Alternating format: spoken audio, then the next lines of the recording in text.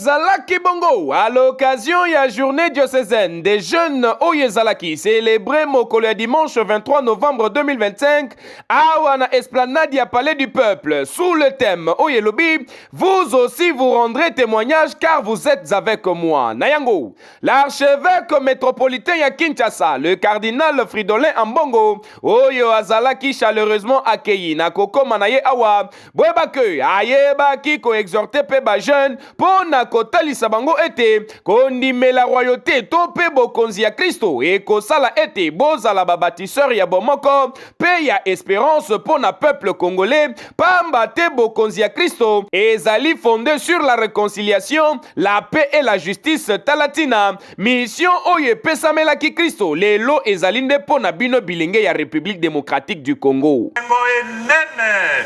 Zambi tozali kosepela yenga enene ya Kristo mokonzi wa molongo mobimba.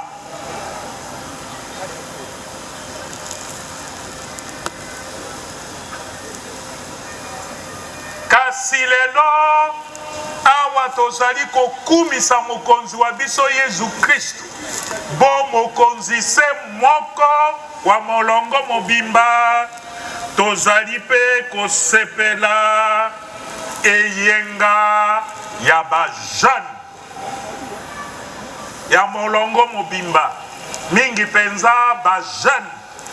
Na ngambu na ye pe, Monsieur l'abbé Gracien Mulumba, oyazali, aumônier président ya ba jeune ya archidiocèse ya Kinshasa, asengi pe na ba jeune bazwa 3 engagements oyo. Ya liboso, engagement envers la société, veut dire kozala ba citoyen actif, solidaire, engagé pour la justice pe bolamu ya mutu nyonso. Ya mibale, engagement envers l'église pour na co-participer, co-proposer, pe co-construire ensemble. Ya misatu, engagement envers jeune yemoko veut dire co-former motema pe mayele pour na kozala un jeune chrétien mûr, libre et surtout responsable. Botondi bino botondi.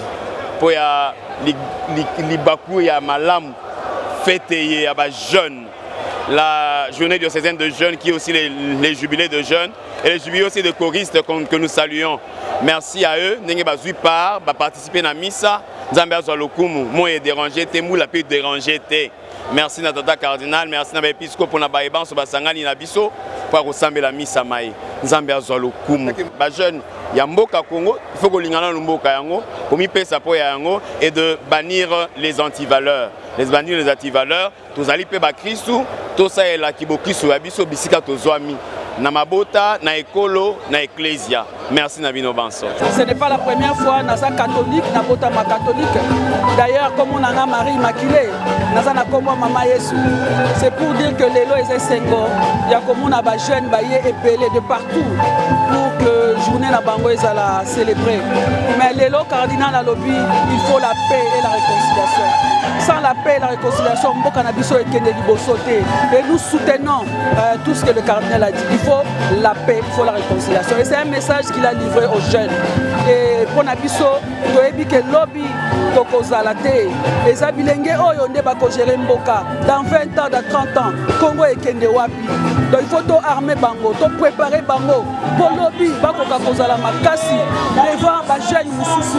Il y a des pays voisins, il y a Afrique, il y a monde. Bosimba pebweba que tellement mokolo oyo ezalaki consacré na journée diocésaine. Ya ba jeune catholique pe na jubilé ya ba choriste. Yango ba jeune ya Kinshasa ba vivre pleinement jubilé ya espérance oyo pe ezalaki un temps fort pour na bango kotala avenir avec confiance nyonso et surtout ko s'engager na kozala ba témoin vivant ya liloba na Nzambe.